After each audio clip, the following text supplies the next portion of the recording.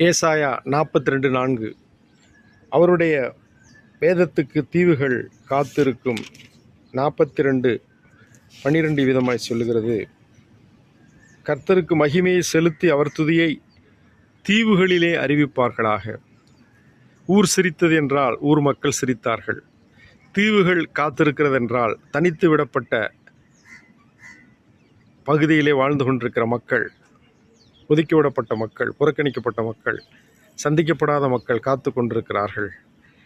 அவர்களுக்கு வேதம் அறிவிக்கப்பட வேண்டும்.